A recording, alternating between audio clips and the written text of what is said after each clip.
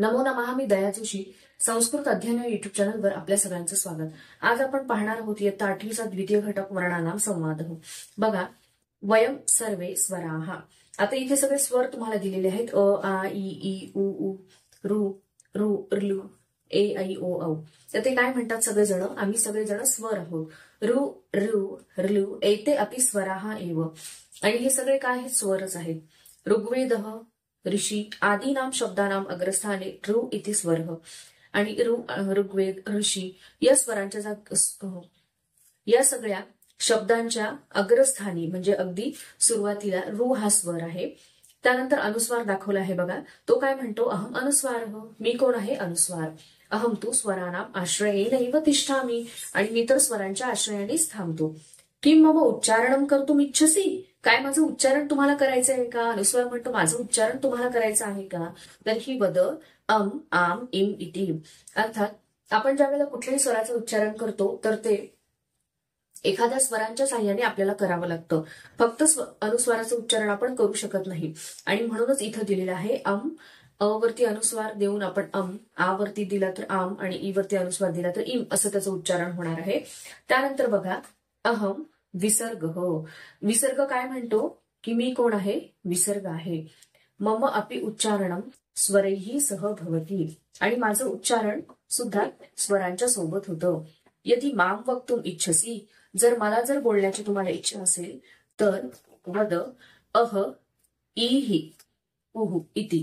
अर्थात आपण ज्या वेळेला विसर्गाचं उच्चारण करतो तर त्यावेळेला ते सुद्धा स्वरांच्या मदतीनेच केलं जातं. अनुस्वाराचं आणि विसर्गाचं उच्चारण. आणि म्हणूनच त्याला आपण काय म्हणतो? अयोगवाह असं म्हटलं जातं. अयोगेन वहनम भवती येषाम ते संती अयोगवाहा. तर ते काय आहेत? अयोगवाह, की ज्यांचं उच्चारण करण्यासाठी आपल्याला स्वराची म्हणजेच अची मदत घ्यावी लागते. फक्त अनुस्वाराचं उच्चारण आपल्याला शक्य नाहीये, फक्त विसर्गाचं उच्चारण शक्य नाहीये, तर ते असोबतच केलं जातं किंवा स्वरांसोबतच केलं जातं. त्यानंतर बघा, क ख ग घ ग. आता हे जे 5 व्यंजन आहेत यालाच काय म्हटलं जातं? क वर्ग असं म्हणतात किंवा कु असं म्हटलं जातं. त्याच्यामध्ये कु किंवा क वर्ग काय म्हणतात? कु किंवा यालाच क वर्ग असं म्हटलं जातं. तर यामध्ये ही 5 व्यंजने येतात. क ख ग घ आणि ग. अर्थात तुम्ही स्वर आणि व्यंजन अगदी पहिलीपासून शिकलेला आहात, परंतु आता आपल्याला ह्याच्यासोबत काय करायचं आहे? उच्चारण स्थान सुद्धा बघायचे आहे. वर्णानाम संवाद यामध्ये आपण त्यांचे उच्चारण स्थान सुद्धा बघणार आहोत. आणि वर्णानाम म्हणजे काय? वर्णांचा संवाद. ते एकमेकांशी बोलत आहेत असं इथे भासवलं गेलं आहे. ते बोलत आहेत आणि त्यातनं आपल्याला त्यांची ओळख करून दिलेली आहे. अर्थात हे असं घेण्याचं कारण का?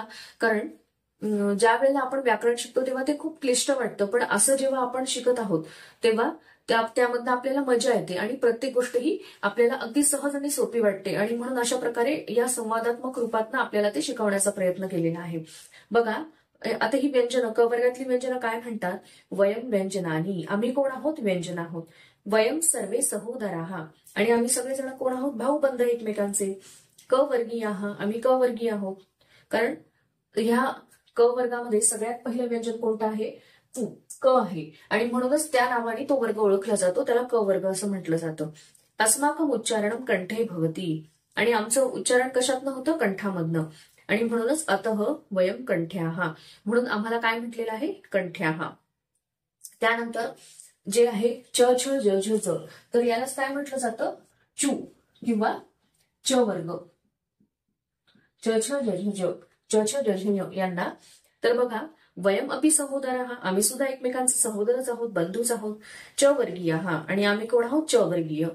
अर्थात यामध्ये सगळ्यात पहिलं व्यंजन च असल्यामुळे त्याला च वर्गीय, त्या पहिल्या व्यंजनाच्या नावाने ते ओळखलं जातं.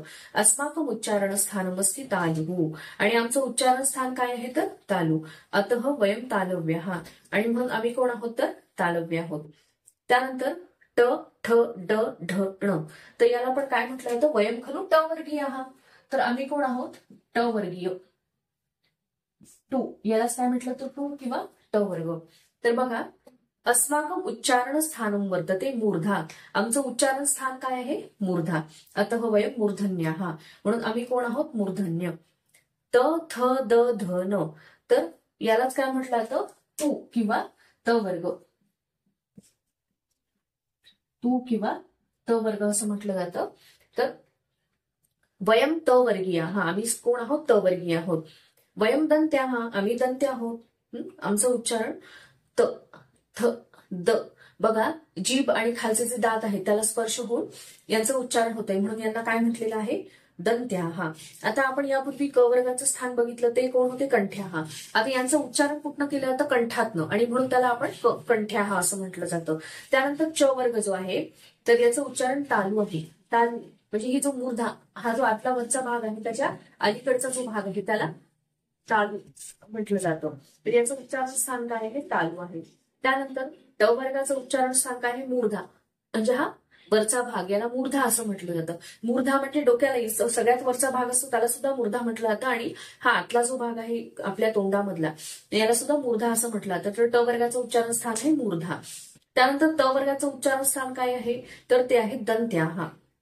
अस्माकम उच्चारणे जिव्हा दंतान स्पृशती. जीभ जी आहे ती दातांना स्पर्श करून त्यांचं उच्चारण केलं जातं, आणि म्हणूनच त्यांना काय म्हटलं जातं? दंत्या. अर्थात या सगळ्यांना स्पर्श व्यंजन म्हटलं जातं. हे क, च, ट, त, प जे आहेत यांना स्पर्श व्यंजन म्हटलं जातं. कारण का?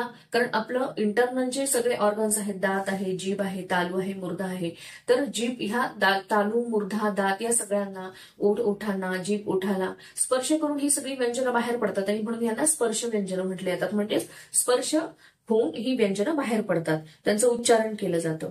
त्यानंतर प, फ, ब, भ, म. वयम प वर्गीय. आता हा जो प वर्ग आहे यालाच काय म्हटलं जातं? पु किंवा प वर्ग. आता आपण बघितलं की सगळ्यात पहिलं जे व्यंजन आहे प्रत्येक वर्गातलं, त्या नावाने तो वर्ग ओळखला जातो आहे. तर अस्माकम उच्चारणे ओष्ठव सम्मिलत.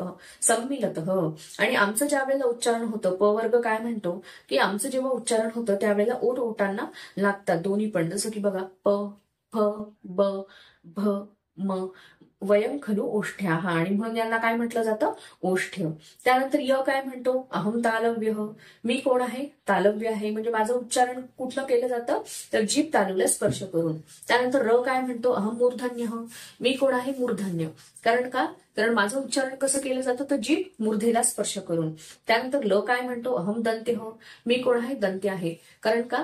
कारण माझं उच्चारण कसं केलं जातं? तर जीभ दाताला स्पर्श हो. आणि व काय म्हणतो? अहम दंत्योष्ठ. मी कोण आहे? दंत आणि ओष्ठ्य. कारण दात बघा, व तर दात हे खालच्या ओठांना स्पर्श होत आहेत. सॉरी, व म्हणजेच काय? वरचे ओठ जे आहे ते खालच्या दाताला स्पर्श करून वचं उच्चारण केलं जातं, आणि म्हणून त्याला दंत्योष्ठ असं म्हटलेलं आहे. तर संपूर्ण वर्णमालेमध्ये हे एकच केवळ व्यंजन आहे ज्याचा उच्चार दंत्योष्ठ, उच्चारस्थान दंत्योष्ठ असं सांगितलं जातं. त्यानंतर बघा, श काय म्हणतो? तर यदा मम उच्चारणं भवति तदा जिह्वायाः मध्यः तालुं किंचित स्पृशति. जेव्हा माझा उच्चार होतो तेव्हा जिभेचा जो मध्य आहे तर तो तालूला थोडासा, किंचित म्हणजे थोडासा स्पर्श करतो. यथा शशकः, शशकः इति शशकः इति शब्दे. आता अहम तालव्य. जीभ जी आहे तर ती तालूला एकदम थोडासा स्पर्श करते, म्हणून त्याला तालव्य म्हटलेलं आहे. त्यानंतर श, यदा मम उच्चारणं भवति तदा जिह्वायाः पृष्ठभागः मूर्धानं किंचित स्पृशति. तेव्हा जिभेचा जो पृष्ठभाग आहे तर तो मूर्धेला म्हणजेच वरच्या भागाला थोडासा स्पर्श करतो. आणि जसं की षट्कोण इति शब्दे. आणि म्हणूनच मी कोण आहे? मूर्धन्य आहे. जीभ मूर्धेला स्पर्श करून श बाहेर पडतो. षट्कोणाचा श, म्हणूनच त्याला मूर्धन्य म्हटलेलं आहे. तर स काय म्हणतो? स हे व्यंजन काय म्हणतं? यदा मम उच्चारणं भवति तदा जिह्वायाः अग्रम दंतान किंचित स्पृशति. सकाराचं जेव्हा उच्चारण होतं सचं, तेव्हा जिभेचा अग्र जो आहे तर तो थोडासा दाताला स्पर्श करतो, आणि म्हणून याला काय म्हटलेलं आहे? दंत्य. जसं की यांनी उदाहरण दिलेलं आहे बघा, यथा समीर इति शब्दे, समीर या शब्दामध्ये. त्यानंतर ह काय म्हणतो? मी कोण आहे? कंठ्यवर्ण आहे. माझा उच्चार कंठातनच होतो. त्यानंतर क्ष हे व्यंजन काय म्हणतं? की एतयोः संयोगेन क आणि श यांच्या संयोगाने मी होतो, आणि म्हणून मी संयुक्ताक्षर आहे. तर तुम्हाला माहिती की क्ष आणि ज्ञ हे दोन काय आहेत? संयुक्ताक्षर आहेत. तर ज्ञ हे पण संयुक्ताक्षर आहे, कारण त्याचं पण एतयोः ज आणि य यांच्या संयोगाने ते तयार होतं, आणि म्हणून याला सुद्धा संयुक्त अक्षर म्हटलेलं आहे. तर बघा, क आणि श यांच्या संयोगाने काय तयार होतो? क्ष तयार होतो, आणि ज आणि य यांच्या संयोगाने काय तयार होतो? ञ तयार होतो. आणि म्हणून ह्या दोघांना काय म्हटलेलं आहे? संयुक्ताक्षर. काय म्हटलेलं आहे? संयुक्ताक्षर. आता आपण काय बघितली? उच्चारण स्थानं बघितली. कोणकोणती बघितली आहे? आधी काय बघितलं आपण? कंठ्य, त्यानंतर दंत्य, त्यानंतर तालव्य, त्यानंतर मूर्धन्य, त्यानंतर दंत्योष्ठ. दंत्योष्ठ. तर अशा प्रकारे वेगवेगळी उच्चारण स्थानं आपण बघितलेली आहेत. अशी वेगवेगळी उच्चारण स्थानं आपण बघितलेली आहे. त्यानंतर आपण बघूयात याचा भाषाभ्यास. वर्णानाम संवाद त्याचा भाषाभ्यास आपण बघणार आहोत. बघा,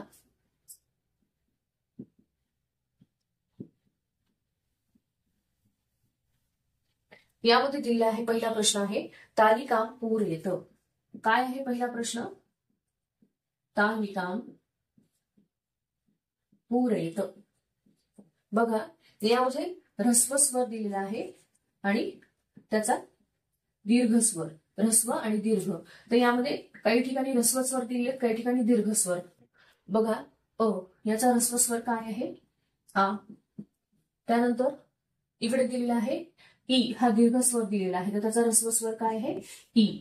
त्यानंतर उ, हा दीर्घ स्वर दिलेला आहे, त्याचा ऱ्हस्व स्वर काय आहे? उ. त्यानंतर इथे दिलेला आहे रू, त्याचा दीर्घ स्वर येईल रू.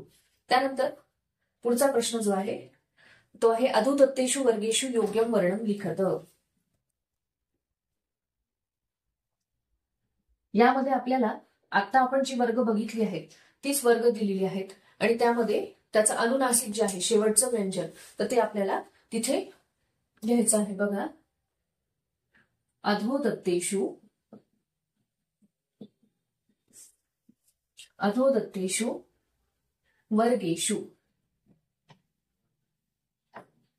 वर्गेषु योग्यम वर्णम लिखत. योग्य वर्ण लिहायचं आहे. तर बघा, पहिलं काय दिलेलं आहे? क वर्ग. सगळ्याची शेवटचीच हे लिहायची आपल्याला, म्हणजे अनुनासिक लिहायची आहेत. बघा, क, ख, ग, घ, ग. त्यानंतर च, छ, ज, ज, झ, य. त्यानंतर ट, ठ, ड, ढ, ण. त्यानंतर त, थ, द, ढ, न. तर ही काय आहेत? सगळी व्यंजनं. तर ही व्यंजनं जी आहेत ती हलंत लिहायची आपल्याला नेहमी. त्यानंतर बघा, प, फ, ब, भ आणि म. तर सगळी शेवटची जी व्यंजन आहेत त्याला आपण अनुनासिक म्हणतो. तर ही व्यंजनं जी आहेत तर ती आपल्याला इथे ही अनुनासिक जी आहेत ती आपल्याला इथे पूर्ण करायची होती. त्यानंतर पुढचा प्रश्न जो आहे तिसरा प्रश्न, अधोदत्तां शब्दां पश्यत पठत उच्चारण भेदम अवगच्छत. बघा, पहिला जो शब्द आहे तो आहे आशय. दुसरा आहे विषय.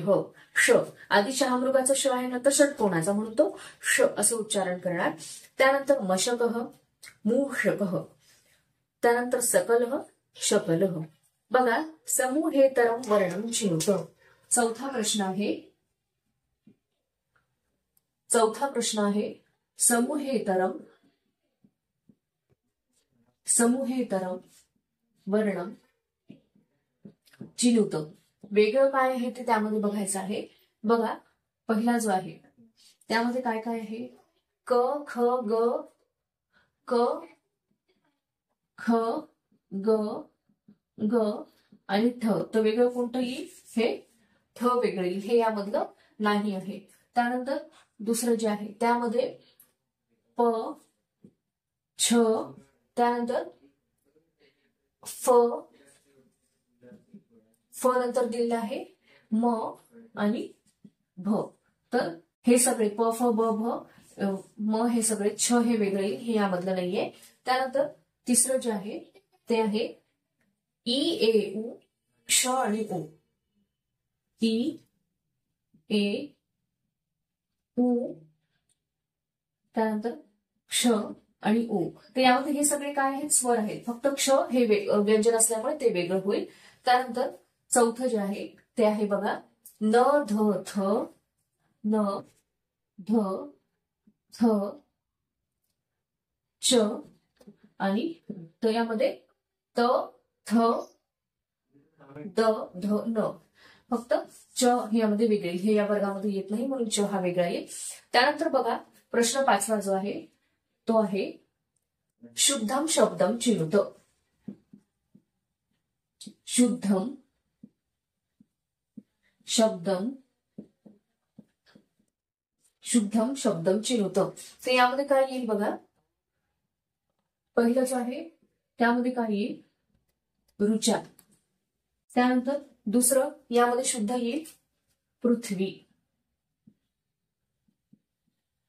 पृथ्वी. त्यानंतर पुढचं जे आहे तिसरं त्यामध्ये काय येईल, ऋण. आणि चौथं जे आहे तर ते आहे ऋषी, ऋषी हा शुद्ध शब्द येईल. आणि त्यानंतर 5वा जो आहे ते यामध्ये विश्वास,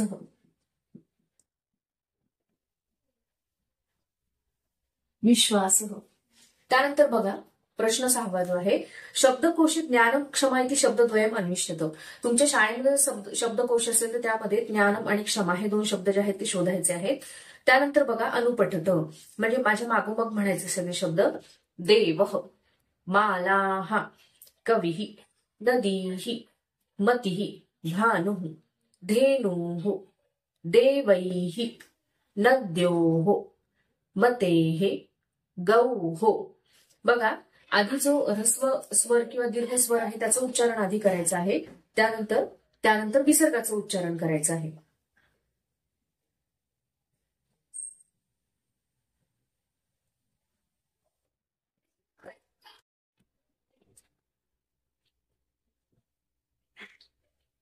त्यानंतर आपण बघूया पुढचा प्रश्न पठत बोधत.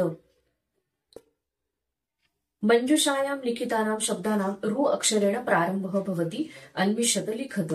बघा काय काय येईल, पहिले दिले वृक्ष, त्यानंतर ऋद्धिः, ऋतम, त्यानंतर ऋतुः, त्यानंतर रुद्राक्षः. सॉरी, इथे तुम्हाला कंसामध्ये जे शब्द मंजुषामध्ये जे शब्द दिलेले आहेत त्याच्यानुसार बघायचं. आता भल्लुकः, पहिला जो आहे तो भल्लुकः. मग काय येईल, त्याच्यासाठी शब्द काय आहे, वृक्षः. त्यानंतर ग्रीष्म, वसंत वा काय येईल, ऋतुः. भल्लुकः, तर ह्याच्या भल्लुकः साठी शब्द काय आहे बघा. इथे तुम्हाला मंजुषेमध्ये जे शब्द दिलेले आहेत त्याच्यानुसार हे शब्द लिहायचे आहेत. बघा पहिला काय येईल, वृक्ष. त्यानंतर दुसरा जो आहे ऋतू. त्यानंतर तिसरं काय येईल, वेदेषु एकः, तर काय आहे, ऋग्वेद. तिसरी रिकामी जागा जी आहे तिथे येईल ऋग्वेद, कारण वेदांमधला एक काय आहे, ऋग्वेद आहे. ऋपासून सुरू होणारे सगळे शब्द लिहायचे आहेत आपल्याला. बलिवर्त बघा तर ते येईल वृषभ असं येईल बघा. त्यानंतर 5वं जे आहे सत्यम ऋतम,